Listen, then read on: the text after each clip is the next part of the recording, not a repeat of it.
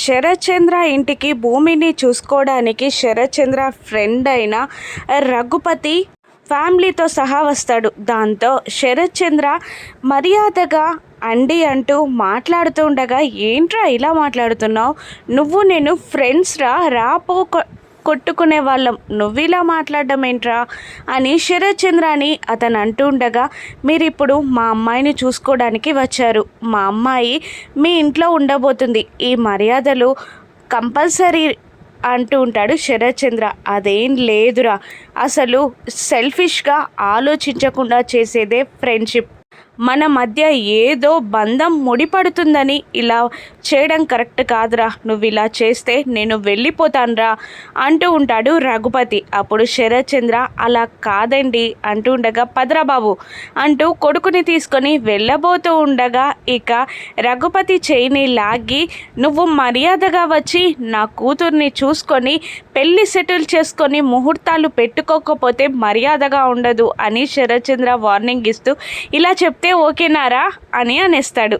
అదిరా అంటూ ఫ్యామిలీని తీసుకొని లోపలికి వెళ్తారు. ఇక అందరూ కూర్చుంటారు, టీ సర్వ్ చేస్తారు. ఆ తర్వాత రఘుపతి శరత్చంద్రతో, నీతో ఒక చెప్పాలరా మా వాడి గురించి అని అంటుండగా, ఇప్పుడు అవసరమా నాన్న అంటుంటాడు పెళ్ళి కొడుకు. అప్పుడు నువ్వు వద్దన్నా వాడు నా ఫ్రెండ్ కాబట్టి ఖచ్చితంగా చెప్తాడు అంటుంటాడు శరత్చంద్ర. రాత్రి పడుకోమని చెప్పడానికి వెళ్ళినప్పుడు నీ కూతురి ఫోటోని, భూమి ఫోటోని చూస్తూ ఉండిపోయారా అని అంటుంటాడు రఘుపతి. దాంతో పెళ్ళి కొడుకు సిగ్గుపడుతూ ఉండగా శరత్చంద్ర అవునా అని సంతోషపడుతూ ఉంటాడు. నేను భూమి డ్యాన్స్కి పెద్ద ఫ్యాన్ అండి అంటుంటాడు అతను. అది మన అదృష్టం బావా, భూమి గురించి అన్ని విషయాలు తెలిసి కూడా రఘుపతి అన్నయ్య గారు భూమిని పెళ్లి చేసుకోవడానికి మన ఇంటికి వచ్చారు అని అపూర్వ అంటూ ఉంటుంది. ఇక పంతులు గారు రావడంతో పెళ్లి చూపులు పూర్తయ్యాయా అని అడుగుతుండగా, ఇంకా లేదు అంటాడు శరత్చంద్ర. అమ్మ మీరా వెళ్ళి భూమిని తీసుకురా అని అనగానే మీరా వెళ్ళి అక్కడ భూమి లేకపోవడంతో కంగారుగా వచ్చి అపూర్వ చెవిలో చెప్తుంది, బావా నీతో కాస్త మాట్లాడాలి అనగానే, 1 minute రఘుపతి అని అంటూ గార్డెన్లోకి శరత్చంద్ర, అపూర్వ, చెర్రీ, మీరా అందరూ వస్తారు. ఏంటపూర్వ అని అడుగుతుండగా, భూమి ఇంట్లో లేదు బావా అని చెప్తుంది అపూర్వ. ఏంటి అని షాక్ గా, ఈ చెర్రీగాడే ఏదో చేసుంటాడు, పెళ్లి చూపులు తప్పించడానికి ఏదైనా చేశాడేమో అంటుండగా, అయ్యో మామయ్య నేనేం చేయలేదు, నాకేం తెలీదు, నాకేం అవసరం అంటాడు చెర్రీ. పెళ్ళి ముందు రోజు మీ అన్నయ్యతో కలపాలని చూడలేదు నువ్వు అంటుంది అపూర్వ. అప్పుడు నాకు పెళ్ళి ఇష్టం లేదు కాబట్టి అలా చేశాను, ఇప్పుడు నక్షత్రతో నాకు పెళ్ళి అయిపోయింది కదా, నాకేం అవసరం అంటున్నాడు చెర్రీ. అప్పుడు మీరా కూడా, వాడు చెప్పింది లాజికే కదన్నయ్య అంటుంది. అప్పుడు మళ్ళీ చెర్రీ, నిజంగా నాకు తెలీదు మామయ్య, ప్రామిస్గా చెప్తున్నాను, కావాలంటే మీరు ఫోన్ చేయండి భూమికి, భూమి ఎక్కడుందో తెలుస్తుంది, ఎక్కడుందో చెప్తుంది అంటూ ఉండగా భూమికి కాల్ చేస్తాడు శరత్చంద్ర. కానీ స్విచ్ ఆఫ్ వస్తుంది అని అనగానే, తను ఎక్కడికి వెళ్ళిందో అని అంటూ, ఇప్పుడు రఘుపతి అనే వాళ్ళకి ఏదైనా చెప్పండి లేదంటే మాట వచ్చేస్తుంది అని అనగానే శరత్చంద్ర రఘుపతి దగ్గరికి వెళ్ళి, చిన్న డిస్టర్బెన్స్ రా, ఇంట్లో భూమి లేదు అనగానే షాకింగ్గా లేచి నిలబడతారు ఆ ముగ్గురు.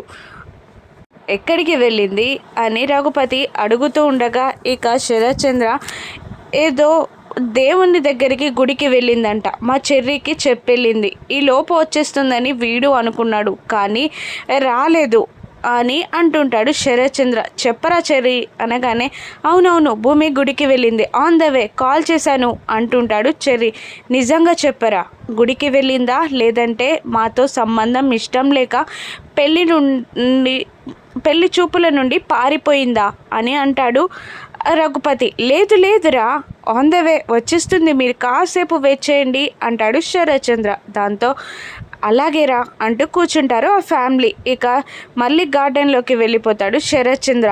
ఇక అపూర్వ లేనిపోనివన్నీ చెప్పడం స్టార్ట్ చేస్తుంది.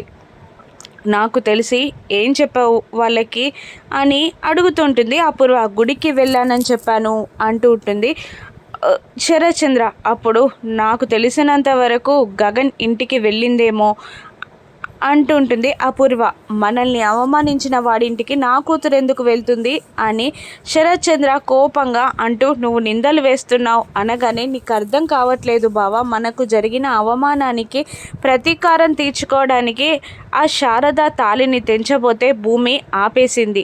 నువ్వు భూమిని గుడ్డిగా నమ్ముతావు, నేను తన ప్రేమని కూడా నమ్ముతాను. పెళ్లి చూపుల నుండి తప్పించుకోవడానికే గగన్ ఇంటికి వెళ్ళుంటుంది అంటుంది అపూర్వ. మరోవైపు అపూర్వ శారద దగ్గరికి వెళ్ళగానే కోపంగా వాటర్ పైప్ని విసిరేసి, ఎందుకొచ్చావు, నేను నిన్ను కొట్టలేను కానీ కొట్టే అంత మాటలతో బాధ పెట్టొచ్చు, వెళ్ళిపో అని శారద అరుస్తుండగా, అత్తయ్య నువ్వు అలా మాట్లాడకు అని అంటూ, నేను ఎందుకు పెళ్ళి ఆపేశానో మీకు మాత్రం తెలీదా, మా నాన్నకి పెళ్ళి ఇష్టమేమో అనుకున్నాను, కానీ మావయ్యని నిన్ను విడదీసి నా పెళ్ళి చేస్తున్నాడని నాకు తెలీదు. నేను ముందు నుంచి చెప్తూనే ఉన్నాను, మా నాన్నకి పెళ్ళి ఇష్టమైతేనే చేసుకుంటాను అని అంటూ ఉంటుంది భూమి. ఇప్పుడు ఏం చేయమంటావు, మీ నాన్నకి పెళ్ళి ఇష్టం లేదు కాబట్టి వదిలేసావు, ఇప్పుడు మా ఇంటికి ఎందుకు వచ్చావు, నా కొడుకును వదిలే అంటూ ఉండగా, నా భర్తని నేను ఎలా వదిలేయాలి అత్తయ్య అంటూ ఉంటుంది భూమి. పెళ్ళొద్దంటావు, భర్త అంటావు, ఏమంటున్నావు భూమి అని మళ్ళీ అంటూ ఉండగా, అత్తయ్య నువ్వు నా అని మాట్లాడకు, ఇది నా ఫ్యామిలీ, నా భర్త ఫ్యామిలీ, నేనెందుకు అతన్ని బాధ పెడతాను అంటూ శారద కాళ్ళని పట్టుకుంటుంది భూమి. మా అమ్మ ఆశయం కోసం నేను ఏదైనా చేస్తాను, బావ నేను చెప్పిన దానికి ఒప్పుకోవట్లేదు, బావకి నేను కలిపి ప్రభుత్వం దగ్గర పర్మిషన్ తీసుకున్నాను, ఇప్పుడు బావ కోపంగా ఉన్నాడు, నాకు హెల్ప్ చేయట్లేదు, నేను మా అమ్మ ఆశయాన్ని నెరవేర్చలేకపోతున్నాను అత్తయ్య, మీరే ఎలాగైనా బావని ఒప్పించాలి అని అంటుండగా, నా కొడుకుని వదిలేయమ్మా అంటుంది శారద. బావతో ఎప్పుడో మానసికంగా పెళ్ళైపోయింది అత్తయ్య, అందుకనే పెళ్లి చూపుల నుండి కూడా పారిపోయి వచ్చాను అంటుంది భూమి. దాంతో షాక్ అవుతుంది శారద. ఇక నిజంగా ఆ గగన్ ఇంటికి భూమి వెళ్ళుంటే తన నిర్ణయం చాలా స్ట్రాంగ్గా తీసుకుంటాను, తనకి చాలా పెద్ద నిర్ణయం తీసుకోవాల్సి వస్తుంది అంటూ ఉంటాడు శరత్ చంద్ర. ఇక శారద భూమి మాట్లాడుకుంటుండగా వెనకాల నుండి శివ పూరి వస్తారు. ఇక భూమిని చూడగా శివ రెండు చేతులు చాపి రాబోతూ ఉండగా భూమి వద్దు అన్నట్టు అడ్డంగా తల ఊపుతూ ఉంటుంది. శివ భూమి తమ్ముడని అందరికీ తెలిసిపోతుందా, భూమి ఇంటికి వచ్చిందని గగన్ ఏం చేస్తాడు, పెళ్లి చూపుల్లో సంబంధం కుదుర్చుకుంటాడా శరత్ చంద్ర, భూమి ఏం చేయనుందో రాను ఎపిసోడ్స్లో చూద్దాం. Thank you for watching.